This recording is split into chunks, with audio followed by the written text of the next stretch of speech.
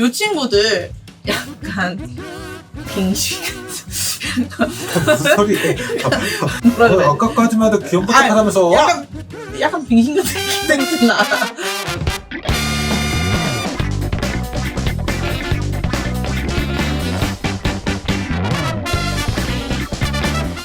안녕하세요, 플랜티멀입니다. 요번에 이제 페루에서 오랜만에 수입이 들어왔어요. 와, 진짜로 저희 플랜티멀 매장에 아 진짜 오랜만이다. 진짜. 물에 사는 거북이가 들어온 게 진짜로 한 4년? 무슨 뭐 저한테는 되게 추억의 거북이. 거북이고 15년 전인가 14년 전쯤인가 그때는 이제 제가 보던 마타마타 거북은 이제 기본 드로프카이마 성체 막 한 7마리 8마리 있는 사육장에다가 마타마타 거북 성체가 해가지고 흥분하지 마 이게 지금. 한 마리 두 마리 해가지고 미끄러져 이제 한복 하면 이제 빡빡빡 하는 그런 이제 모습이 있었는데 아니 그 드나프 카이만이 우리가 생각하는 그 악어 맞죠? 맞습니다. 흥분하지 마세요. 옛날 얘기면 너무 이렇게 흥분을 해. 드로프카이마니 말씀하시는 악어가 맞고요. 어쨌든 마타마타 거북이가 들어왔다 플랜티멀에. 마타마타 거북이 저는 사실 영상으로만 봤어요. 다 땡님 영상, 우리 정부 땡님 영상. 파충류 키우시는 분들 다 보지 않나요? 그 영상에서만 많이 봤었는데 저는 이 마타마타 거북이 실제로 뭐 소리 들었어요. 너무 귀여워가지고.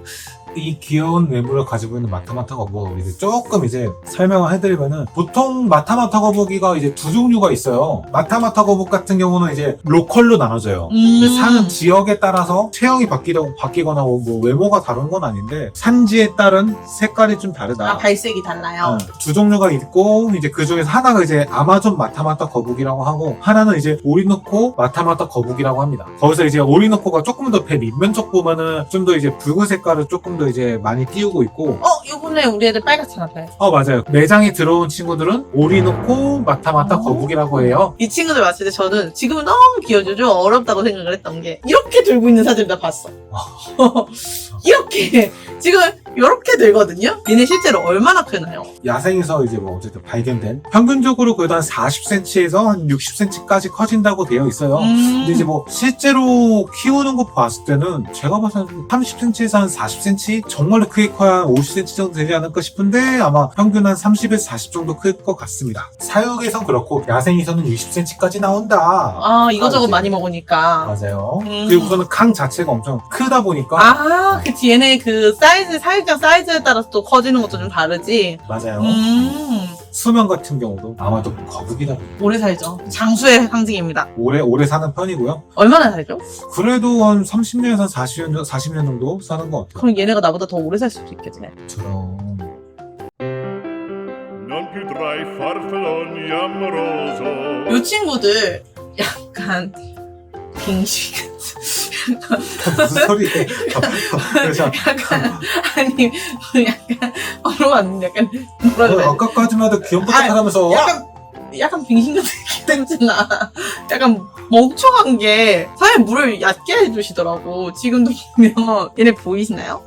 이제 코 꺼내고 있는 거. 네, 설명 좀 해주시죠. 왜 이렇게 코를 꺼내고 있는지. 마타마타 특징이 이 친구들 수생거북인데 서식하는 환경 자체가 뭐 야생에서 보면은 이제 뭐 수위가 되게 낮고 물살이 좀 적은 그런 살짝 뭐 늪지대 같은 곳에서 살아요. 그러니까 모질라고 하는 게 얘네 완수생 거북이라는데 물을 요만큼 넣어주는 거예요. 그게 이제 핵심 포인트. 이제 완수생 거북이지만은 무조건 숨을 밖으로 내밀고 쉬기 때문에 물이 높으면은 아무래도 이제 익사할 수 있다가 포인트입니다. 완수생 거북인데. 완수생 거북인데.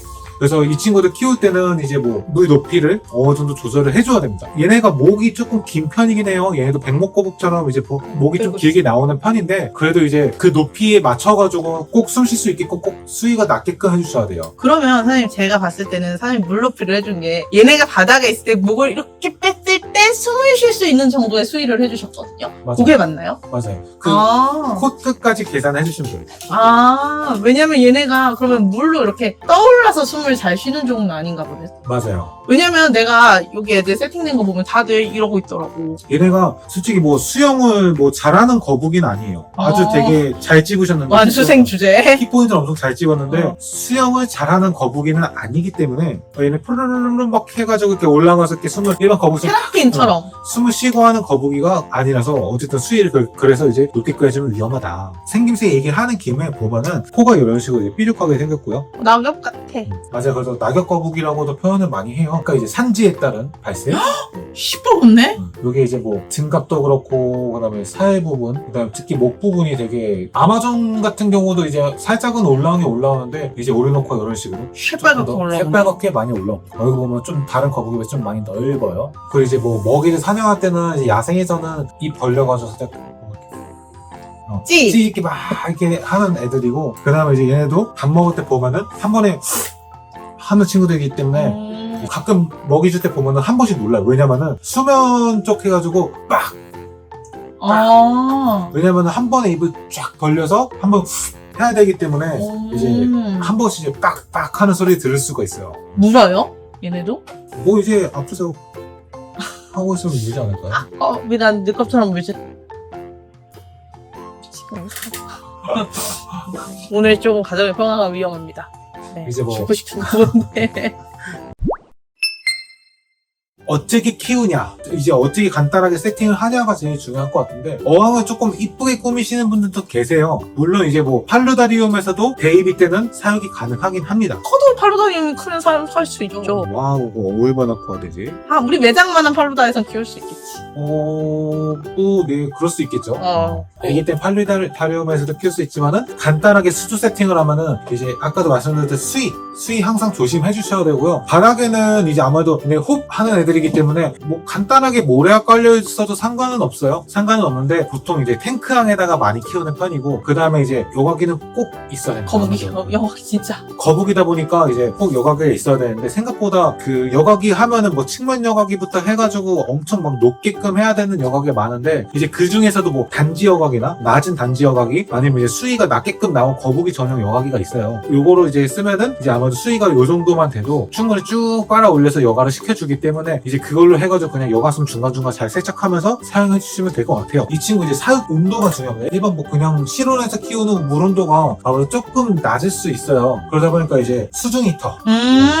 얘네 사유지 안에 길게 들어있는 그 바가 수중 히터예요? 맞아요. 아. 이제 수중 히터로 물 온도를 그래도 한 24도 내지 한 28도 정도로 세팅을 해가지고 해주시는 게 제일 좋습니다. 우선 온도는 어느 정도 따뜻한 게 좀 더 좋고요. 따뜻한 물. 따뜻한 물. 그 다음에 뭐 생각보다 24도 이렇게 26도 이렇게 맞춰놔도 그렇게 뭐 물이 엄청 따뜻해지거나 그런 뜨거운 느낌은- 물은 아니고 그 온도를 계속 유지해주는. 왜냐면 저희 체온이 좀 높기 때문에 만져보면 살짝 그냥 시원해? 살짝 시원한 느낌이긴 한데 어쨌든 온도는 그 정도 세팅을 해주셔야 된다. 그리고 이제 중요한 건 이 친구 아까 처음에도 설명드렸지만은 완수된 거북이에요. 그러다 보니까 이제 육지는 솔직히 뭐 따로 필요는 없어요. 이 친구. 물밖에 안 나와요? 잘 안 나와요. 아. 뭐 한 번씩 올라오는 것 같긴 한데 바스킹하러?